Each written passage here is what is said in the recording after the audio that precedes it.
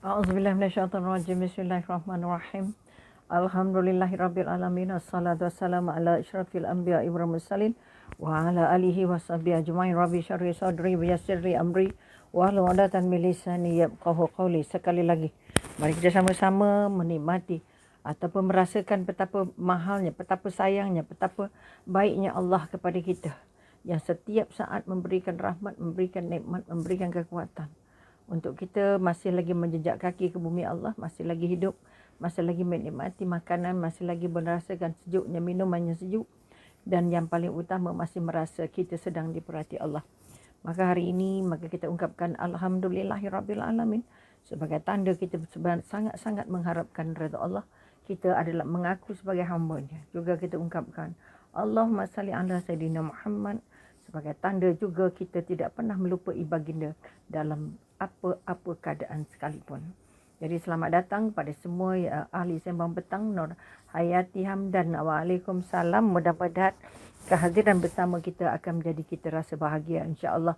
Juga kepada yang lain-lain, mudah-mudahan Allah berikan dia kesempatan untuk terus menambah ilmu, menambah kekuatan untuk menyambung apa yang harus kita sambung, yang ada kaitannya dengan sakratul maut, yang ada kaitannya dengan kiamat, yang ada kaitannya dengan bertemu Allah setelah kita berada di bumi Allah ini, ya Allah. InsyaAllah dengan mengetahui serba sedikit, kita akan merasa bahawa persediaan untuk menyediakan diri sebagai hamba Allah yang menjadi tamunya di akhirat jauh lebih besar dan lebih sulit daripada persediaan kita untuk menghadapi kehidupan.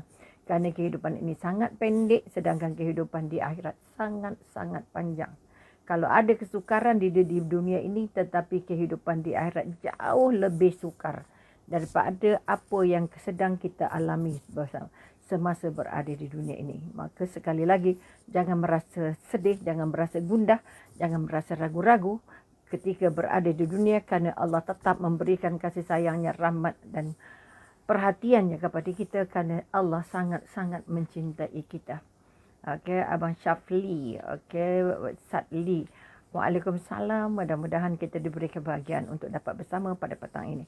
Hari ini ataupun petang ini kita nak melihat sedikit, masih lagi menggunakan buku yang sama, iaitu Ensiklopedia Kiamat yang ditulis oleh Syekh Misri Al-Misri.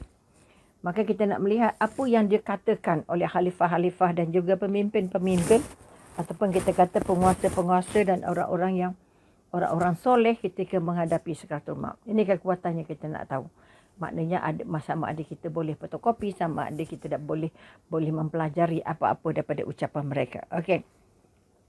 Ketika kematian menjemput Abdul Malik bin Marwan, ni salah seorang daripada khalifah, dia memandang seorang pencuci baju di sebelah Damsyik. Kerana itu Abdul Malik berkata, seandainya aku adalah seorang pencuri, okey, hari demi hari makan dari hasil kerja tanganku dan tidak disibukkan oleh satu urusan dunia pun. Okey, dia jumpa seorang tukang cuci. Perkataan itu didengar oleh Abu Hafiz Hazim, okey, sehingga dia berkata, segala puji bagi Allah yang menjadikan mereka di saat kematian tiba berangan-angan menjalani hidup seperti kita. Padahal kalau kita hendak mati, kita tidak punya keinginan merasakan hidup seperti mereka. Maknanya kalau orang susah, dia terus menjalani kehidupan susahnya. Dia tidak pernah membayangkan dia akan senang, dia akan mewah sebagaimana mewahnya kehidupan seorang khalifah.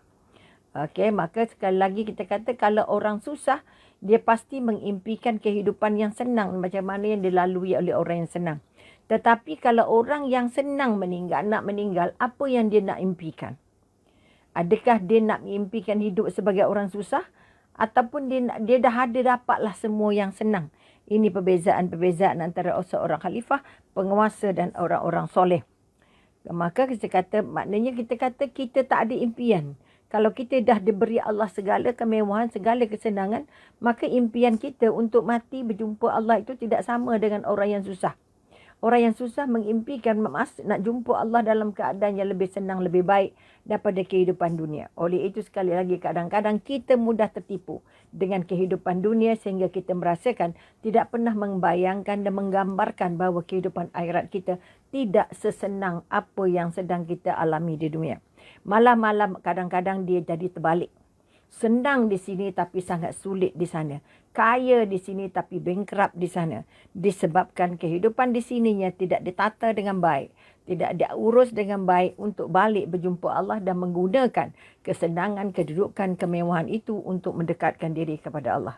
Ini di antara beza. Jadi kalau kita masih berada di tahap yang sederhana, maka impian kita, ya Allah Tuhanku, kalau kita kata Asyah isteri Firaun, aku duduk dalam istana tapi aku sengsara kerana akidahnya tidak sama dengan akidah suami. Dia duduk dengan musuh Allah nombor satu. Maka apa yang diimpikannya? Asyah mengimpikan, ya Allah, aku lebih baik aku mati daripada hidup kufur, dari hidup melawanmu. Maka sebab itu dia memilih untuk mati. Kerana dia mengimpikan kehidupan orang-orang beriman.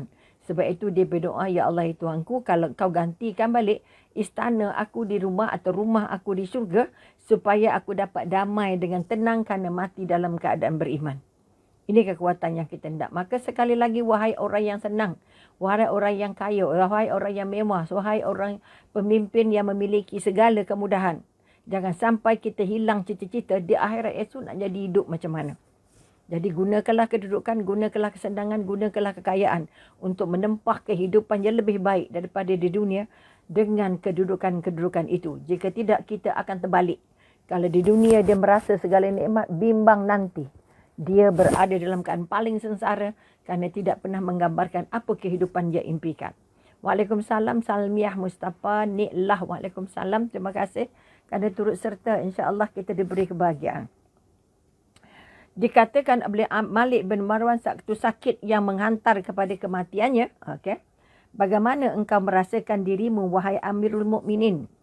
Dia menjawab, aku mendapati diriku seperti yang difirmankan oleh Allah Ta'ala. Ini Malik bin Marwan tadi. Dan sesungguhnya kamu datang kepada kami dengan sendirian. Dengan sendiri-sendiri sebagaimana kamu,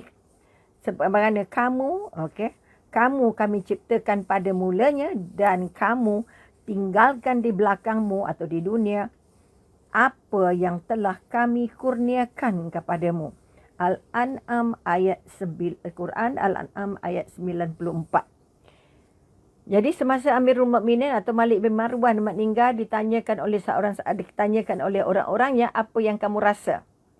Apa yang kamu fikirkan? Bagaimana engkau merasakan dirimu, wahai Amirul Mukminin? Dia menjawab, aku mendapati diriku seperti yang dikatakan oleh Allah dalam firman adalah Al-Quran, surah Al-An'am ayat 94. Dan sesungguhnya kamu datang kepada kami dengan sendiri-sendiri. Artinya kamu dilahirkan seorang, kemudian dihidupkan, dan kami ciptakan pada mulanya, dan kamu tinggalkan semua yang kami berikan kepada kamu. Okey. Artinya tidak ada satu pun yang kita kata nak bawa balik. Selain ibadah, selain amalan, selain kebajikan, selain ketaatan kepada Allah. Waalaikumsalam rohani dan juga rohana. Rohani ya Allah, dan juga siapa tadi? Salmiah Mustafa. Dan seterusnya pada yang lain-lain insya-Allah.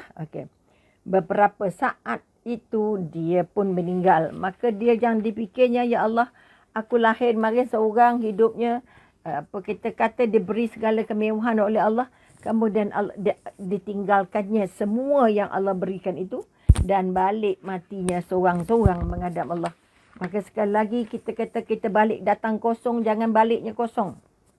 Kita datang dalam keadaan serba tidak tahu, serba lemah, serba tak ada. Tak boleh fikir, tak boleh bercakap, tak boleh berjalan, tak boleh berdiri. Lembik selembik-lembiknya.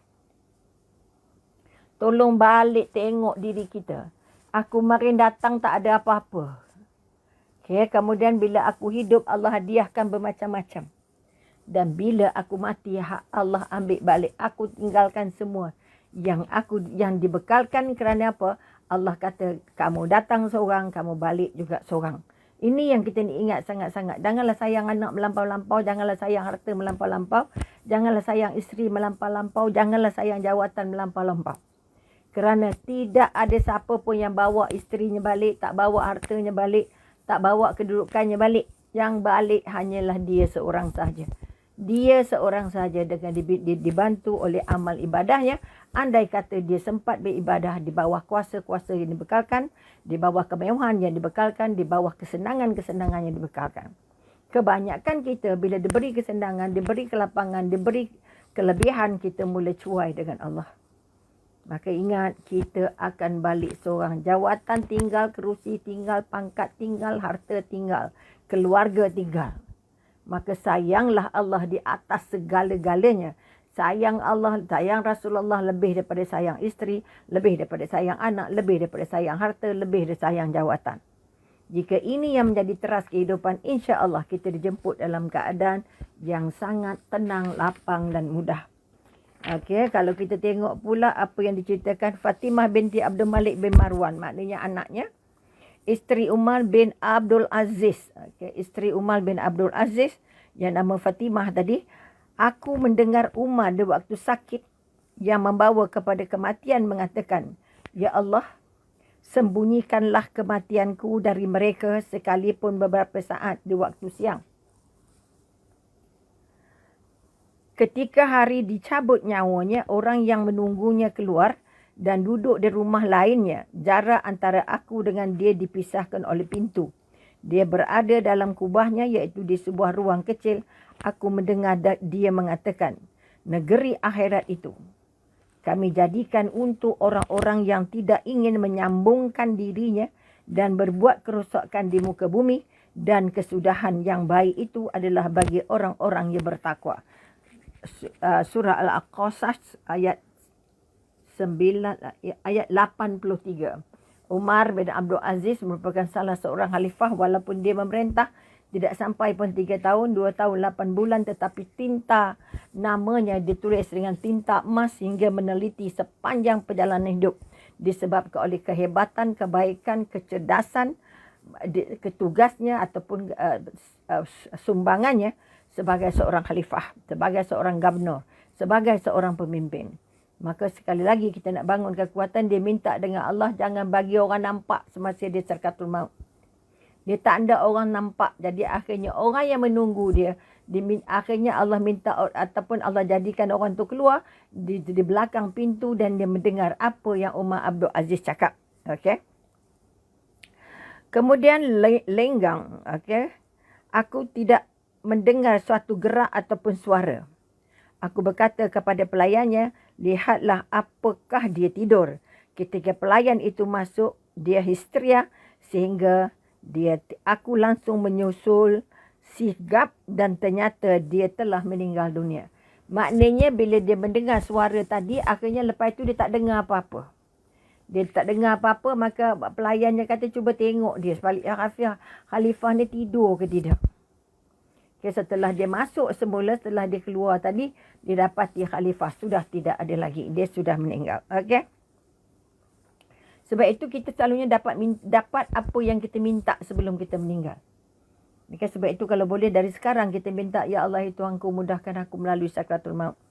Ya Allah, ya Tuhanku, mudahkan urusan. Apa kita kata hisapnya, Ya Allah. Ini yang kita nak. Kalau boleh kita nak minta, Ya Allah, ya Tuhanku, matikan aku dalam keadaan husnul khatimah. Kerana itu di antara cara mati yang paling mudah untuk Allah bantu mendapatkan syurga. Mati syahid dalam bentuk husnul khatimah. Kita dah bincang dulu apa yang dikatakan kematian husnul khatimah, sehingga ada beberapa, banyak dekat 20 lebih cara mati yang digambarkan mati dalam husnul khatimah. Jadi kalau Umar bin Abdul Aziz, dia tak ada orang lain tengok semasa dia sakaratul maut. Dan pelayannya pun keluar dan akhirnya dia meninggal seorang-seorang dan dia mengatakan kata-kata, negeri akhirat itu kami jadikan untuk orang-orang yang tidak ingin menyombong diri dan berbuat kerosakan. Jadi akhirat itu sangat bahagia menerima orang yang tidak sombong dan menerima orang-orang yang tidak membuat kerosakan di bumi. Rosak barang, rosak orang, rosak benda, rosak kuasa, rosak harta, macam-macam kerosakan, rosak akhlak, rosak agama. Okey? Dan kesudahan yang baik itu ada bagi orang-orang yang bertakwa. Maka dia mengharapkan bahawa hidup sebagai orang bertakwa itu merupakan satu daripada ciri-ciri orang yang meninggal dalam keadaan dirindui Allah. Okey. Kemudian kita kata diriwayatkan bahawa ketika Umar bin Abdul Aziz parah ketika dia sedang sakit parah. Apa terjadi? Seorang tabib dipanggil. Dipanggil bomonya, tukang rawatnya, tabibnya. Ketika tabib itu melihat keadaannya, dia berkata, aku melihat dia telah kerasukan racun dan tidak mungkin lepas dari kematian. Tabib mendamalkan bahawa Umar bin Abdul Aziz sudah termakan racun. Okay? Sehingga Umar mengarahkan pandangannya dan berkata, namun orang yang tidak keracunan juga tidak mungkin lepas dari kematian. Tabib kata dia ni dah termakan racun dan dia akan mati. Tapi bila Umar Abdul Aziz kata, kalau dia tak termakan racun pun dia akan mati juga. Ini bermakna kalau dia makan racun ke, tak makan racun ke, tetap kita akan mati dengan izin Allah. Okey. Tabib berkata, apakah engkau merasa hal itu, wahai Amirul Mukminin? Maka Umar menjawab, Umar Abdul Aziz menjawab, ya, aku tahu ketika menyerang perutku. Aku tahu ketika menyerang perutku. Tabib berkata, harus segalanya segera diubat, wahai Amirul Mukminin. Aku takut hal itu akan meragut jiwamu. Umar menimpalinya, Tuhanku adalah sebaik-baik tempat yang dituju. Demi Allah, sekiranya kesembuhan berada pada telingaku, tentu aku tidak akan mengerakkan tanganku untuk mengapainya. Ya Allah, matikan Umar ataupun diriku ini dengan tenang untuk menghadap kepadamu. Umar masih hidup beberapa hari kemudian baru meninggal dunia. Maknanya dia katakan kalau kamu tak ubat, kamu akan mati. Sebenarnya berubat ke tak berubat ke, racun ke tak racun ke, kamu tetap akan mati mengikut ketentuan Allah. Sebab itu dia tidak terus mempercayai apa yang diberitahukan oleh tabib. Kerana dia sendiri tahu dan sangat yakin bahawa semua urusan kematian terletak di tangan Allah. Sakit datangnya dari Allah dan kematian yang mana yang menyebabkan kita mati, kita tidak tahu. Ada penyakit senang, ada susah. Ada makcik Umi, dia sakit perut. Sakit perut petang itu, malam terus berangkat. Ada jiran Umi tak ada sakit apa pun, terus berangkat. Ini bermakna sekali lagi, sakit-sakit yang dibekalkan boleh menyebabkan jadi penyebab kepada kematian. Tetapi ada kematian yang tidak ditunjukkan Allah dengan penyakit. Ini kekuatan yang nak diangkat malam tadi, sepupu Umi. Dalam keadaan sihat walafiat. Dalam keadaan sihat walafiat, isterinya baru balik saja daripada umrah. Dan selesai kuarantin, dia pun juga sudah selesai kuarantinnya. Tetapi malam tadi, dalam pukul 3.30, dia sesak nafas dan terus tidak dapat bernafas dengan baik dan dikejarkan ke hospital. Dan ketika ini masih di ICU. Sedangkan seminggu atau hari-hari sebelumnya adalah hari-hari yang sihat. Ini nak membuktikan pada kita bahawa kematian Allah yang bagi. Sama ada bersebab besar atau bersebab-sebab kecil. Ataupun tanpa sebab. Dan sekarang ini dia ditidurkan. Maka apa yang dipesan pada keluarga, berdoalah banyak-banyak sebab kita sudah berusaha. Dan kita tidak boleh menolak takdir. Kalau dia ditakdirkan sihat, makanya kita berdoalah untuk minta dia sihat. Kalau dia ditakdirkan akan berjumpa Allah, kita doa banyak mana pun, dia tetap akan dijemput Allah. Kerana kematian bukan urusan manusia. Kita tak tahu jatah umur yang disediakan dan kita tak tahu bekal rezeki kita masih ada banyak mana. Kerana malaikat maut akan datang menjemput kita setelah bekal rezeki kita tamat. Sebab itu buku rezeki kita ada di tangan, dikurniakan Allah letak di tangan malaikat maut untuk dia melihat senarai mana yang rezekinya nak habis. Jadi sebab itu Umi kata belajarlah untuk terima takdir. Kalau dia ditakdirkan sihat, maka kita bersyukur. Kalau dia ditakdirkan dijemput Allah juga harus bersyukur. Kerana dia tidak perlu lagi menderita sakit duduk di ICU. Kemudian kita katakan takdir Allah tidak pernah salah. Pertama, takdir Allah tidak pernah salah orang. Takdir Allah tidak pernah salah tempat. Dan takdir Allah tidak pernah salah masa. Oleh sebab itu sekali lagi orang yang beriman benar-benar yakin dan percaya bahawa takdir itu berada di tangan Allah. Maka sama-sama kita angkat kekuatan kepada Allah. Jangan sampai kita ragu-ragu tentang takdir. Jangan kita menolak takdir. Jangan kita merasa kita lebih pandai dari takdir Allah. Maka sekali lagi maka dia sekarang ini ditidurkan. Oleh sebab itu sama-sama kita berdoa, kita sampaikan dulu sedikit Al-Fatihah namanya Encik Jamil. Mudah-mudahan Al-Fatihah itu membantu dia untuk dikembalikan dalam keadaan baik kepada keluarganya atau keadaan baik ke mata Allah. Al-Fatihah. Auzubillahiminasyaitonirrajim. Bismillahirrahmanirrahim. Alhamdulillahirabbil alamin arrahmanirrahim. Maliki yaumiddin. Iyyaka na'budu wa iyyaka nasta'in. Ihdinas siratal mustaqim. Siratal ladzina an'amta 'alaihim ghairil maghdubi 'alaihim waladdallin. Amin. Mudah-mudahan kekuatan Fatihah yang kita sampaikan petang ini bersama-sama kita dalam jemaah sembang petang ini akan menjadi sebahagian daripada sentuhan yang dapat membantu Allah memberi sentuhan yang lebih baik kepadanya, insya-Allah. Jadi terima kasih kepada semua ahli keluarga yang sempat untuk membacakan Fatihah untuk sepupu Mi yang namanya Encik Jamil. Okey. Kemarin kita pergi melihat, maka kita katakan bila Khalifah Abdul Aziz sakit dipanggil bomoh dan akhirnya dia meninggal tanpa dilihat oleh siapa-siapa. Okey. Dan maknanya kita katakan, ya Allah, matikan Umar diriku dengan tenang untuk menghadap kepadamu. Umar masih hidup beberapa hari kemudian baru meninggal. Artinya dia dah minta dengan Allah apa dia nak mati seorang, dia tak nak mati dia tengok orang, dia nak mati dalam keadaan tenang, dia nak mati dalam keadaan lapang. Maka kita berhak minta sebab takdir itu di tangan Allah. Okey? Okey, ini kekuatan-kekuatan yang nak diangkat. Kemudian diceritakan bahawa ketika Umar menghadapi kematian, ni masih lagi Umar Abdul Aziz, okey. Dia menangis. Okey, dia menangis sehingga dikatakan kepadanya, "Apakah gerangan yang membuat kamu menangis, wahai Amirul Mukminin?" Bila ditanya, "Bergembiralah kerana Allah melalui dirimu telah menghidupkan tradisi luhur dan menampakkan keadilan." Maka pelayan yang mengatakan, "Kenapa menangis? Sedangkan kamu sudah jadi khalifah yang sangat baik dan sangat hebat. Khalifah yang sangat-sangat apa yang kita katakan sangat-sangat berpegang menegakkan peraturan-peraturan Allah." Maka sebab itu kita kata bergembiralah, kata pelayannya, bergembiralah kerana Allah melalui dirimu. Maknanya kita kata oleh kerana jasanya yang sangat agung dan jasanya yang sangat baik, maka kita katakan Allah menggunakan atau melalui dirinya untuk membentuk, meninggalkan tradisi-tradisi luhur yang baik dan juga menampakkan keadilan-keadilan yang sangat hebat. Ini kekuatan-kekuatan mati dalam keadaan meninggal menjadi contoh kepada khalifah-khalifah yang akan datang. Okey.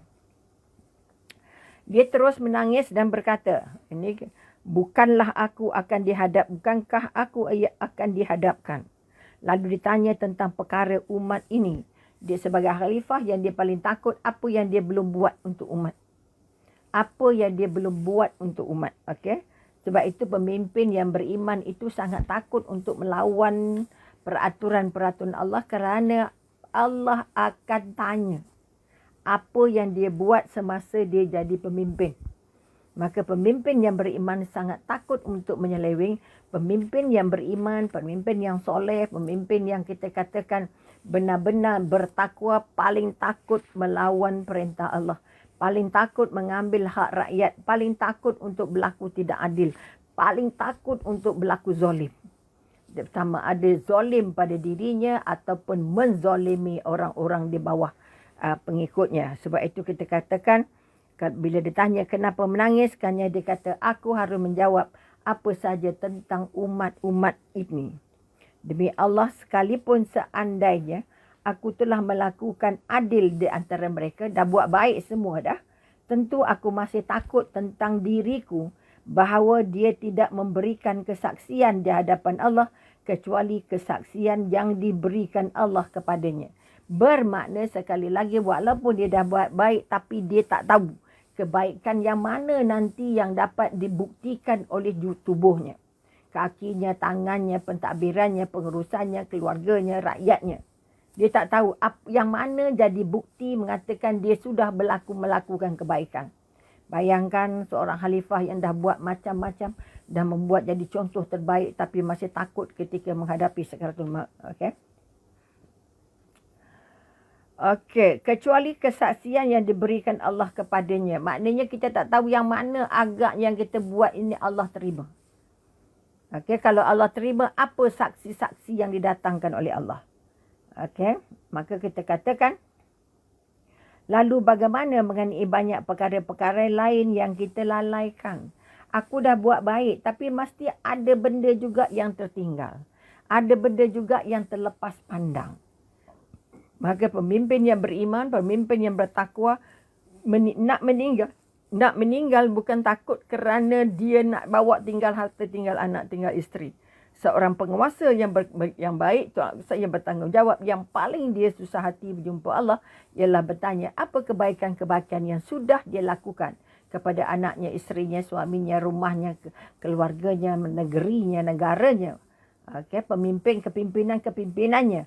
Ini yang menyebabkan seorang pemimpin benar-benar mencari redha Allah, benar-benar mentaati Allah kerana takut ditanya apa yang harus dipertanggungjawabkan di depan Allah. Okey, kadang-kadang dia sudah melakukan yang terbaik, tetapi dia tak tahu, mungkin ada yang dilalaikan, mungkin ada yang terlepas pandang. Inilah di antara ciri-ciri seorang pemimpin yang benar-benar takut kerana Allah, memerintah kerana Allah, memerintah mengikut pentadbiran-pentadbiran yang sudah Allah aturkan. Sebab itu kita kata kita dapat pemimpin-pemimpin yang rasuah, pemimpin yang menyeleweng, pemimpin yang zalim, pemimpin yang menghina, mendera rakyat, pemimpin yang menyeksa sesama kita, pemimpin yang dengki, pemimpin yang fitnah, kerana mereka tidak memimpin atas nama Allah. Mereka memimpin atas nama nafsu mereka sendiri. Apalagi tidak merasa bahawa mereka akan bertemu Allah. Oleh itu kita yang jadi pemimpin kepada diri sendiri, pemimpin pada keluarga, pemimpin kepada jabatan kita, tolong tanya diri kita apa aku nak jawab kalau sekiranya ada perkara-perkara yang aku cuaikan pada anak, pada keluarga, pada jabatan, pada kita kata pada jiran-jiran dan sebagainya. Maka pemimpin yang bertanggungjawab pada Allah sangat takut. Okay, takut ada yang terlepas pandang. Okay. Kemudian katakan makanya kita katakan kedua matanya deras, berlinang masa-masa dia dalam keadaan dia tidak hidup kecuali beberapa hari lalu meninggal. Nak meninggal 2-3 hari tapi banyaknya menangis mengenangkan ada benda yang dia belum selesai buat ataupun dia buat tapi belum takut tidak cukup baik di mata Allah. Kita pula dah buat tayang ke orang pula lagi kosong nanti. Okay? Oleh itu kita bangun kekuatan. Ketika telah dekat ajalnya, Umar berkata, dudukkanlah aku. Okay? Lalu mereka pun mendudukkannya. Dia berkata, akulah yang engkau perintah namun tidak maksimum mengerjakannya dan engkau larang namun durhaka. Dia masih merasa aku dah buat maksimum tapi sebenarnya belum lagi. Okay? Engkau sudah perintahkan aku tetapi aku buat tidak maksimum. Dah perintah, dah buat dah tapi tak cukup, tak paling baik. Okay? Dan engkau larang benda-benda, dah beritahu jangan lawan tapi tetap tak buat juga. Okay? Diucapkannya 3 kali. Akan tetapi tiada Tuhan kecuali Allah. Dia mengangkat kepalanya dan pandangannya berubah tajam. Dia ditanya tentang apa yang dilihatnya. Dia menjawab, sesungguhnya aku melihat ada yang datang. Okay? Mereka bukan dari golongan manusia dan bukan dari golongan jin. Kemudian nyawanya dicabut. Rahimahumullah.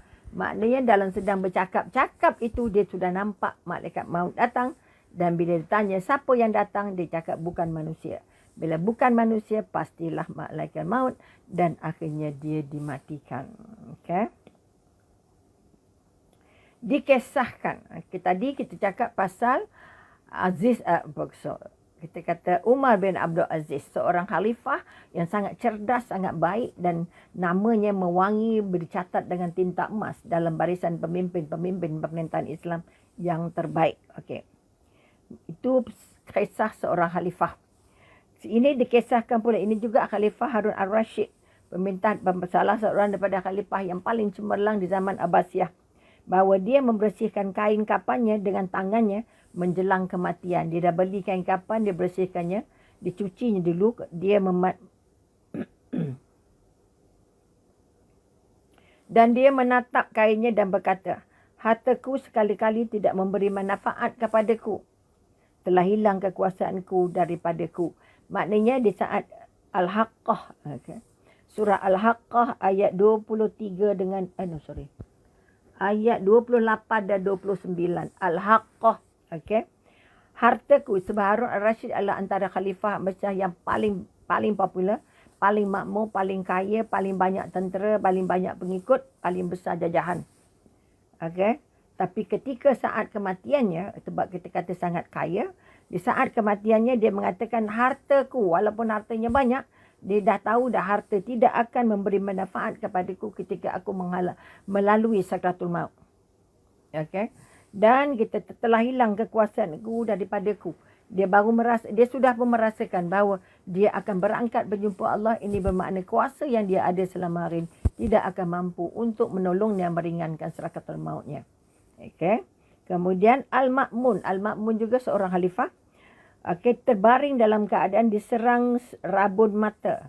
Terserang rabun mata. Okey, Al-Ma'mun juga salah seorang daripada khalifah. Abbasiyah juga rasanya lah. Minta maaf banyak kata salah. Seorang khalifah maknanya kita kata di zaman Khalifah Ar-Rashid, bukan Khalifah Ar-Rashid, selepas Umayyah, selepas apa kita kata, maknanya di zaman-zaman selepas Khalifah Ar-Rashidin. Okay. Al-Ma'mun terbaring dalam keadaan terserang rabun mata. Dia nak meninggal, dia kena penyakit rabun. Okey.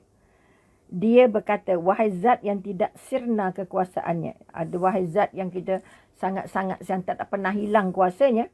Kasihanilah hamba ini yang sirna kekuasaannya. Dia minta dengan Allah, dia hilang kuasa melihat, maka dia minta supaya dia dapat melihat. Ketika kematian datang, itu cerita Al-Ma'mun. Kemudian ketika kematian datang kepada Muaz radhiyallahu anhu, dia berkata, ya Allah, selama ini aku takut kepadamu. Ini ketika berangkat, Muaz juga salah seorang daripada sahabat Rasulullah yang sangat dekat dengan Rasulullah. Ya Allah, selama ini aku takut kepadamu dan sekarang aku mengharapkanmu.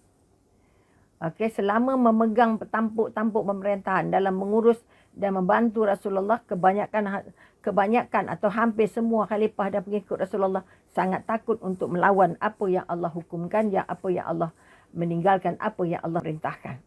Tetapi di saat kematiannya, Muaz terus merasakan, ya Allah, kalau kemarin aku takut kepadamu, kita nak bangun perasaan ini, takut kepadamu, dan ketika melalui sakratul maut ini, aku merasa sangat-sangat mengharapkan. Aku mengharapkanmu, ya Allah. Okay? Engkau tahu bahawa aku tidak mencintai dunia dan hidup lama di dalamnya untuk mengalirkan sungai dan menanam pepohon.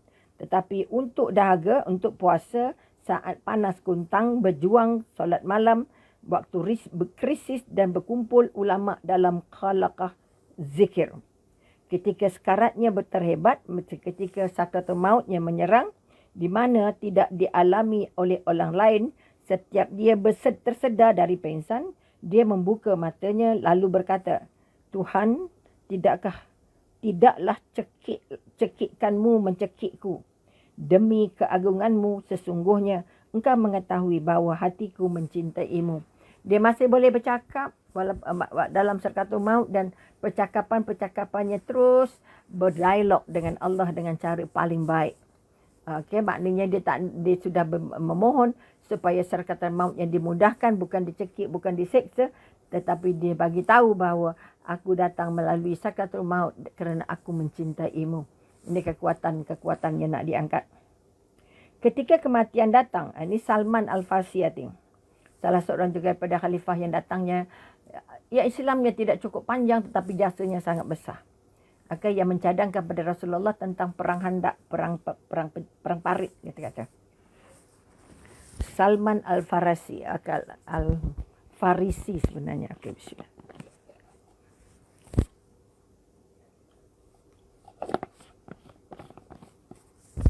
Berasal dari agama Majusi dan bapaknya adalah pemimpin Majusi dan pemegang ataupun orang yang bertugas untuk memasang ataupun kita menjaga api Majusi yang padam ketika Rasulullah lahir. Dan Salman pernah menjadi petugas-petugas untuk membaiki atau menjaga api itu supaya tidak padam. Okay? Tapi akhirnya dia mendapat hidayah. Tapi dia masuk dulu agama-agama lain baru berjumpa dengan agama Islam. Okay? Itu cerita lain sikit. Sebab itu kalau boleh kita nak tahu sikit sahabat-sahabat Rasulullah ini supaya kita dapat merasakan betapa agungnya apabila Allah memilih sahabat-sahabat yang dalam tempoh yang pendek menjadi sahabat Rasulullah tetapi namanya agung, mewangi dan akhirnya mati syahid atas memperjuangkan kalimah-kalimah Allah, insya-Allah. Ketika kematian datang kepada Salman, dia menangis. Okay? Ditanyakan kepadanya apa yang menyebabkan dia menangis. Dia menjawab, bukanlah aku menangis kerana sedih tentang dunia. Aku tak sedih kerana nak tinggalkan dunia. Akan tetapi kerana Rasulullah SAW telah berpesan kepada kami bahawa bekal dunia setiap orang di antara kami seperti bekal seorang pengembara. Bekal dunia adalah seperti bekal seorang pengembara. Artinya tak boleh bawa banyak. Pengembara bawa boleh sikit sebab nak mengembara, tak boleh berat. Ketika dia telah meninggal, mereka pun meneliti semua yang ditinggalkannya. Dan ternyata nilainya hanya sekadar 10 dirham. Artinya kita kata orang beriman ini dia tidak mabuk nak kumpul duit banyak-banyak. Sebab itu kita katakan sekali lagi, dikatakan bekal. Maknanya kita kata bekal seorang pengembara itu selalunya tidak banyak. Okay? Ketika dia telah meninggal, mereka pun meneliti. Semua, maknanya dia bukan sedih kerana meninggalkan harta dunianya. Kerana dia tidak menyimpan banyak hartanya. Yang ada tinggal hanyalah ternyata bernilai 10 dirham. Okey, 10 dirham tu sangatlah kecil jumlahnya. Ketika kematian, itu cerita Salman Al-Farisi. Dia menangis kerana rindu dengan Allah. Okey. Dia bukan menangis kerana sedih meninggalkan dunia.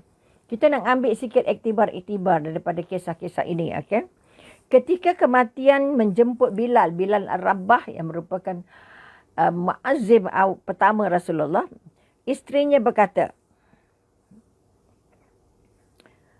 okey, menyedihkan, kata Bilal. Masa nak menghadapi sakaratul maut, dia merasa sangat-sangat sedih. Akan tetapi bersukarialah esok kita bersua orang-orang yang tercinta, Muhammad dan kelompoknya. Maknanya nak meninggal dia sedih tapi sudahnya dia gembira. Kerana apa? Dengan kematian dia dapat bertemu dengan kekasihnya.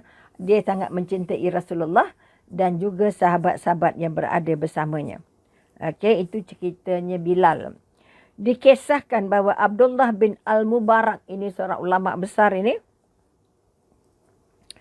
Okey, membuka mata ketika hendak meninggal. Allahu Akbar. Ampun. Okey, maknanya kita sambung. Minta maaf Umi tak tengok jam ni. Allah ya Tuhan.